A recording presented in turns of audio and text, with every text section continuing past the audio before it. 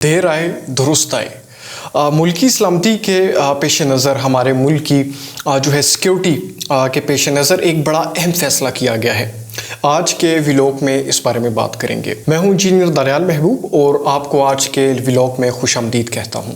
دیکھیں، جیسا کہ میں نے آپ سے ذکر کیا کہ ملکی سلامتی کو مد نظر رکھتے ہوئے ایک بڑا اہم فیصلہ کیا گیا ہے ہمارے اداروں کی طرف سے، اور وہ فیصلہ یہ ہے کہ جناب تمام جو غیر ملکی لوگ ہیں جو پاکستان میں رہائش پذیر ہیں غیر قانونی طور پہ، ان کو جناب فوراً سے پہلے یہاں سے باہر نکال دیا جائے۔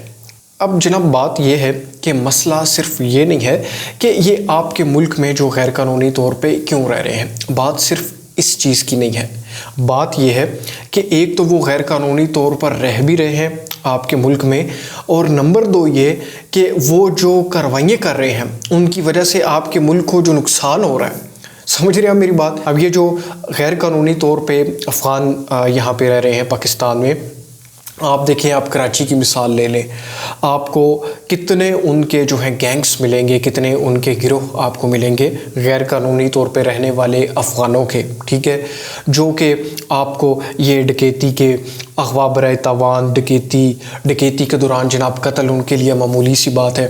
تو ان تمام چیزوں میں آپ کو بہت سے یہ گروپ نظر آئیں گے۔ تو اگین وہی بات ہے کہ رہنے کو آپ نے ان کو جگہ دی، اور وہ آپ کے ساتھ کر کیا رہے ہیں، اور آپ کے ملک کے ساتھ، آپ کے لوگوں کے ساتھ وہ کر کیا رہے ہیں۔ بات یہ ہے، آپ KPK کی مثال لے لیں، گزشتہ سال میں کوئی تقریباً 300-350 سے بھی زیادہ دہشت گردی کے واقعات ہوئے ہیں KPK میں، اور اس میں نقصان کس کا ہوا؟ نقصان ہوا پاکستان کا۔ چاہے جو ہے کسی بھی صوبے کی آپ بات کریں، پنجاب ہے، سندھ ہے، KPK ہے، کوئی بھی صوبہ ہو، بلوچستان ہو، مگر نقصان پاکستان کا ہے۔ KPK میں بڑے عرصے سے ہمارے جو پٹھان بھائی ہیں وہ اپنی جانوں کا نذرانہ پیش کر رہے ہیں، ان کا خون بہایا جا رہا ہے، ٹھیک ہے۔ وہ وہاں سے افغانستان کی طرف سے جناب آ جاتے ہیں اور کارروائیاں کر کے ہمارے KPK کے جو پولیس ہے یا رینجرز ہیں، CTD، ڈیفرنٹ جو ادارے ہیں، ان کے لوگوں کو نشانہ بنا کے واپس چلے جاتے ہیں۔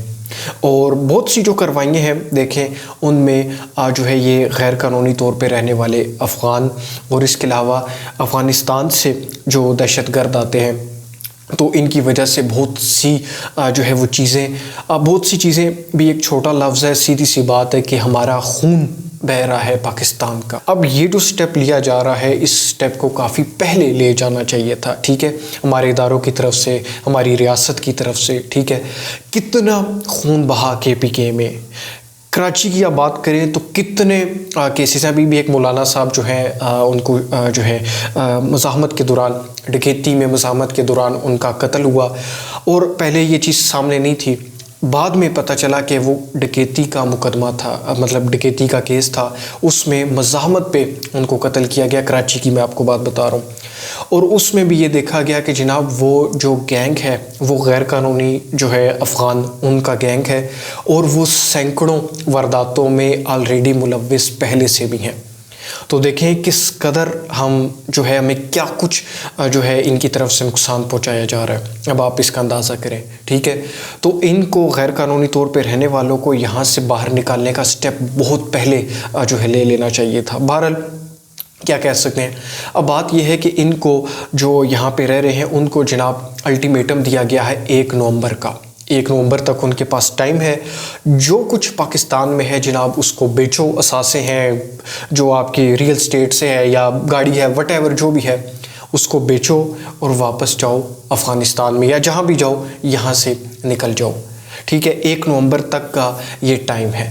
اب یہ ان کا ٹائم ہے جو غیر قانونی طور، اب ذرا سمجھیے گا بات کو، جو غیر قانونی طور پہ یہاں پہ رہ رہے ہیں یہ ان کے لیے ٹائم دیا گیا ہے، ٹھیک ہے۔ جو قانونی طور پر رہ رہے ہیں، جن کے جو ہے شناختی کارڈ ہیں باقاعدہ طور پہ اصلی، ٹھیک ہے، ان کے لیے مسئلہ نہیں ہے، وہ یہاں پر ہی رہتے رہیں گے، ٹھیک ہے۔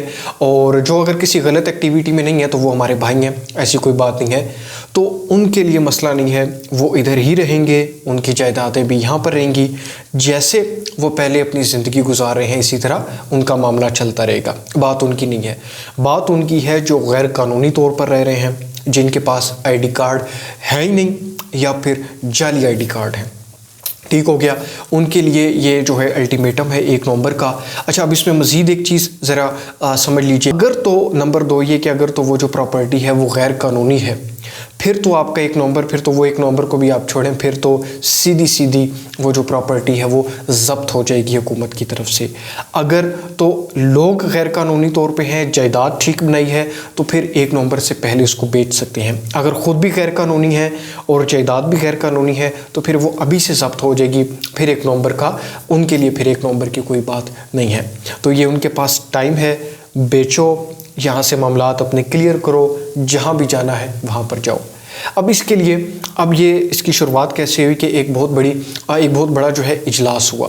وہ اتنے بڑے لیول پہ اجلاس ہوا کہ اس میں جو ہے ہمارے آرمی چیف نے شرکت کی اور مختلف جو ادارے ہیں ان کے جو ٹاپ کے جو سربراہان ہیں انہوں نے شرکت کی. مطلب آپ سمجھ لیں کہ سیکیورٹی کے لحاظ سے جو ہمارے ملک کی کریم ہے انہوں نے اس میں شرکت کی. اور اس کا بیسک تھیم، اس کا بیسک مقصد ہی یہ تھا جو کہ آپ کو میں بتا رہا ہوں کہ قومی سلامتی کو کیسے یقینی بنایا جائے، پاکستانی شہریوں کی حفاظت کو کیسے یقینی بنایا جائے.